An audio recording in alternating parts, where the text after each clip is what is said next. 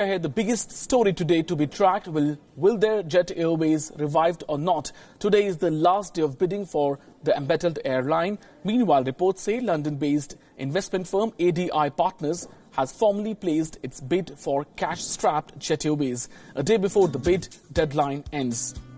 The company, which is led by Sanjay Vishwanathan, former Chief Executive Officer of Bangalore-based mid-cap information technology firm Sonata Software, said it was willing to tie up with Abu Dhabi-based Etihad for the bid.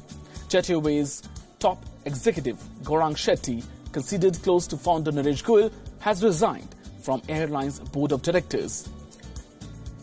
Meanwhile, Jet's top executive Gaurang Shetty was doing a lot, in fact, to bring the airline back to normalcy, but he has resigned now. That's what has shocked many in the market. And we are joined Pragya Jha, our correspondent from Mumbai. She's been tracking the story very, very closely.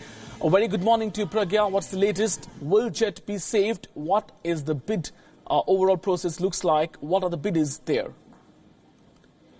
So today is the final day when expression of interest for taking stake in the beleaguered Jet Airways comes to an end, and we've also seen some development on part of agencies. You know, this is an interesting development and really raises questions as the Registrar of Companies, the ROC, in its inspection into affairs of Jet Airways, is learned to have found various violations of the Companies Act and instances of complex fund trail, indicating that there was diversion of money.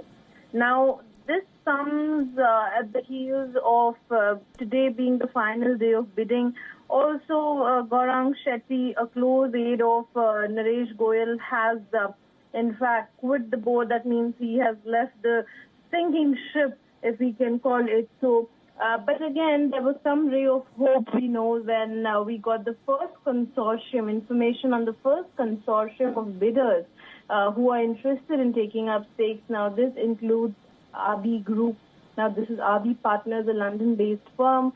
And then we have Future Trend Capital, and we have Think Capital, Radcliffe Capital coming together to, form a team. And they're ready to buy stakes. But we'll get more details as to if there are any other bidders, so to say, who are interested in taking up stakes and reviving the airline.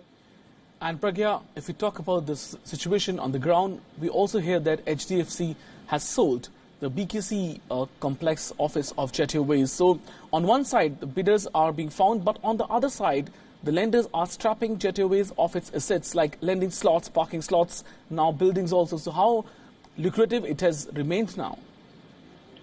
So with the HDFC Bank, in fact, put airlines, Jet Airways BKC office in Mumbai for sale after the debt-ridden airline failed to pay dues of rupees 415 crore that it owed to the mortgage financer. Now, this comes, of course, after a slew of developments here, because we've seen that, as you rightly mentioned, that the airports, jet counters have been given to its rival airlines, and also the slots, most importantly, flying slots have been allotted to, other airlines. Their aircraft itself have been given away. Now, these are those elements that really create a value proposition for any airline.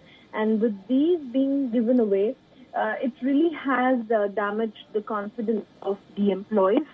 They have been protesting and sharply protesting against the government and the civil regulatory authority, civil aviation regulatory authority, letting this happen to Jet Airways.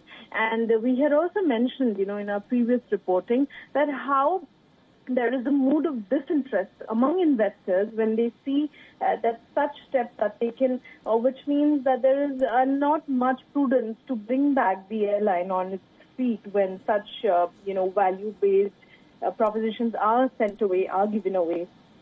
All right, Pragya, thank you for joining us and getting us all these details this morning.